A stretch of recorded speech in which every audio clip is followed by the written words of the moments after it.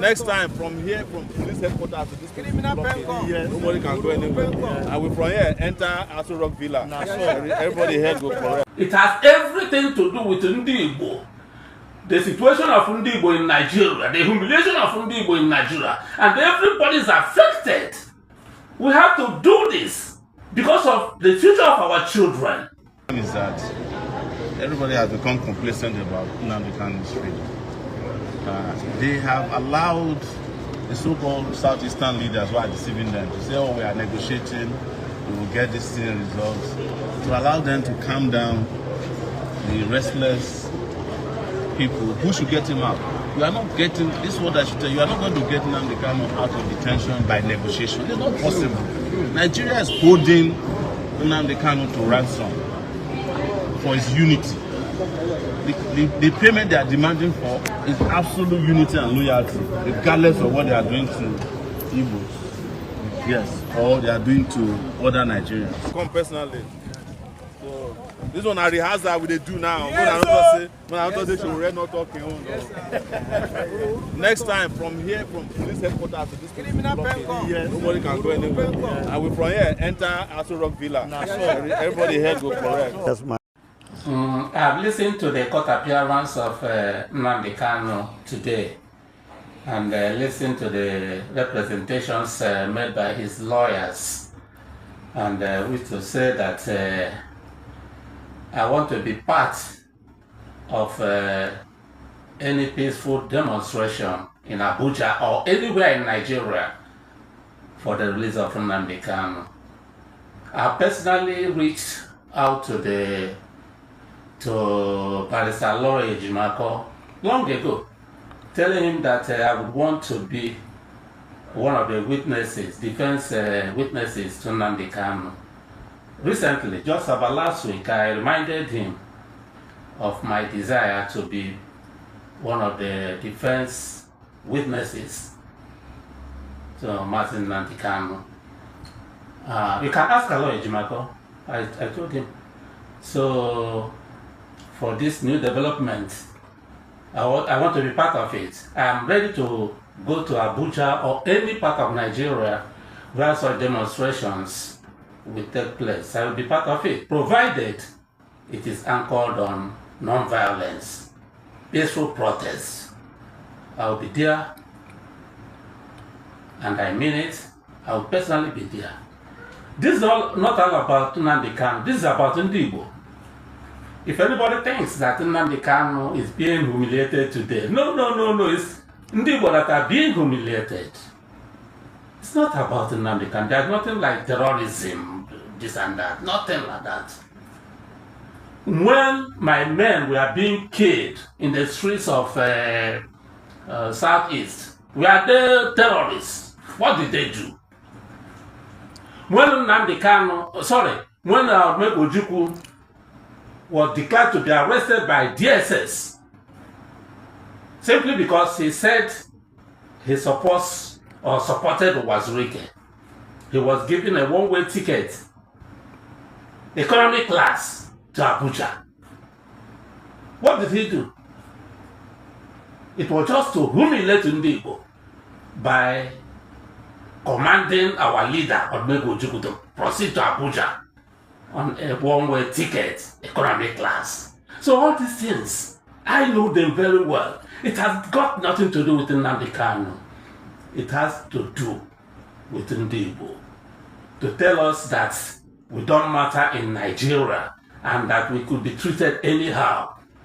If you talk of terrorism charge or whatever, how can you be negotiating with terrorists from another tribe, one tribe, and keeping into prison terrorists from another tribe? Where's the justice? So it has nothing to do with Nnamdi Kanu. It has to do with the injustice rooted in Nigeria against Nnamdi Kanu. That is why I will be there. That's why I will be there. It could be anybody else. It could be anybody else. It has nothing to do with Nnamdi Kanu, terrorism, blah, blah, blah. Nothing. It has everything to do with Nnamdi Kanu. the situation of Ndigbo in Nigeria, the humiliation of Ndigbo in Nigeria, and everybody is affected. We have to do this because of the future of our children. I will be there. Thank you.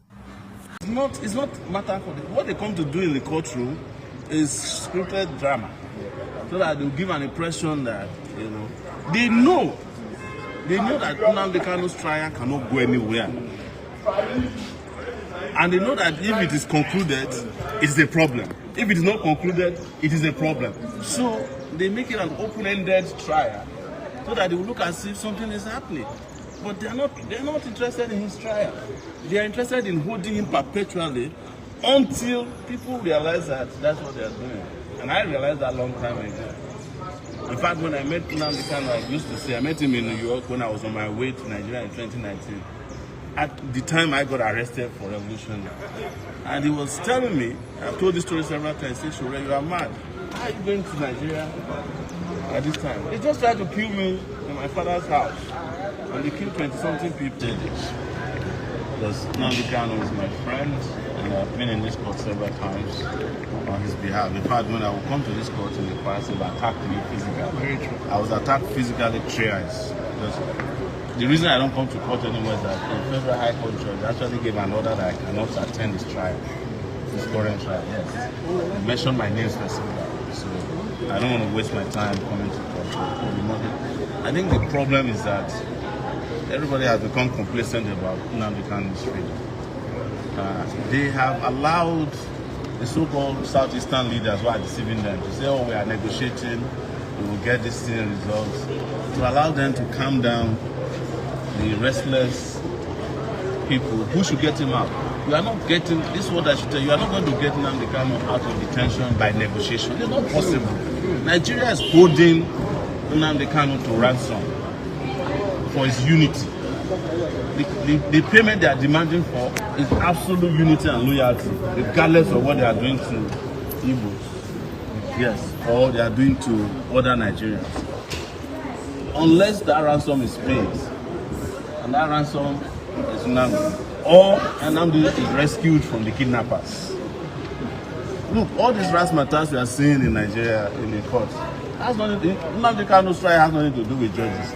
If the Supreme Court justices decide that Nnamdi Kanu should be freed, he will not be freed. Yes. The DSS will not leave him. Sure. Because that has happened several times. It's not matter for them. What they come to do in the courtroom is scripted drama, so that they'll give an impression that they know that Nnamdi Kanu's trial cannot go anywhere, and they know that if it is concluded, it's a problem. If it is not concluded, it is a problem. So they make it an open-ended trial, so that they will look as if something is happening. But they're not interested in his trial. They are interested in holding him perpetually until people realize that that's what they are doing. And I realized that a long time ago. In fact, when I met Nnamdi Kanu, I used to say, I met him in New York when I was on my way to Nigeria in 2019. At the time I got arrested for revolution. And he was telling me, I've told this story several times, he said, Sowore, you are mad. How are you going to Nigeria at this time? They just tried to kill me in my father's house. And they killed 20-something people. I barely escaped. I said to him, and he came to pass, if they need you and they want you, wherever you are hiding, come and get you. And that's what they did to him by going to Kenya. They abducted him. Till today, nobody can tell you how Nnamdi Kanu got to Nigeria officially. It was a kidnap, an international kidnap action. And you cannot cure that flaw in his trial. You can't go and kidnap somebody and bring him to court and bring him to trial. But they know what they are doing. So I hope that those who are his supporters and Nigerians who believe in justice will understand that is what he's about. He is a prisoner, not we shall say prisoner of conscience, of course he is. But he's a prisoner to the Nigerian project. The desire to keep Nigeria one, united, undividable. That is his crime. And those kind of crimes are not for trial. You can't get a court of law to convict him for that. Because it's not a crime. And that's what we tell him people all the time. If you see all these That's my task going on. The judge from day one already know that I didn't commit a crime. In this case that we came to today, Justice Lima knew that there was no crime committed by calling the IGP illegal because it's illegal. Yes. The issue to be resolved is very simple. You cannot lead the police if you are not in the police force. It's as simple as that. Otherwise, I'm qualified to be IG there. Yes, sir. Throw it open. Let anybody apply for it. Then you can make MC Oluomo, the IGP of police, we won't complain. You understand? It is just like saying, look, judges are entitled to spend how many years now? 70 years as judges. We don't have a problem with that because that has been done. But if you go and bring a retired judge to come and I won't, if I'm brought before him, I won't answer to him because I say, sir, you are no longer a judge, you have retired from the civil service. So that is the issue they cannot cure. So the judge who accepted that knew that there was no case against me. But they are interested in one thing I want to know, my international passport. I have achieved that for them. After that, come today, come tomorrow. While they figure out other things to do to Sowore. So that's what it's all about. Lastly, sir, the EFCC chairman is saying that the perception that he was interested in prosecuting high people is false and that the agency is committed to that. He made that wrong in the over the weekend. The EFCC chairman knows that it is time to replace the eagle in the EFCC with a dove. Or a chicken. No, a dove is harmless. Yeah. Chicken can be aggressive sometimes. No broiler. When you go to a chicken and try to mess with the chicken, they will fight. But the dove doesn't fight. They should just replace the logo of the EFCC with a dove. Let everybody move on. That's the simple thing. The EFCC no longer handle high-profile cases. They can't. The high-profile people have already captured the EFCC. So the EFCC is incapable of handling any high-profile. This same chairman of EFCC told us that if what's it called? Bello was not arrested, he will resign. Bello was never arrested. Bello decided after he has gone around and played and gone on vacation, came back to come and play. And he's back on the streets. Everybody's kneeling down for Bello, who is undergoing trial for. Bello is back on doing his third term in Kogi State. So what are we talking about? So, but you know, EFCC chairman must give speech. The media must report it. That's what you guys are supposed to do. But my advice once again is that the eagle must be replaced with a dove.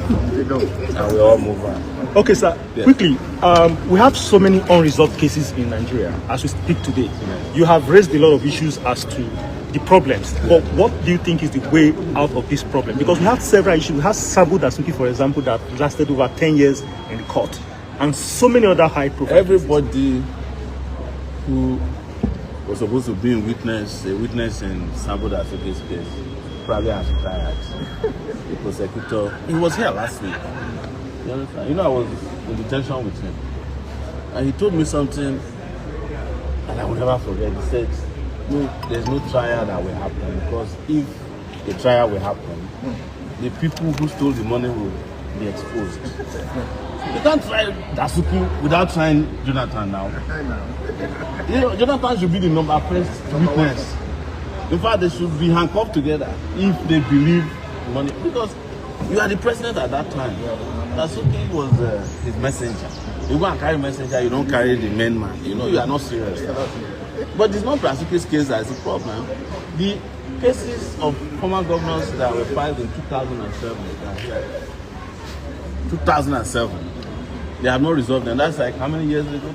18 years ago? Yes. Yes. Nnamdi Kanu, when they've gone to the Supreme Court and come back, they have become senators twice. You know, I think these days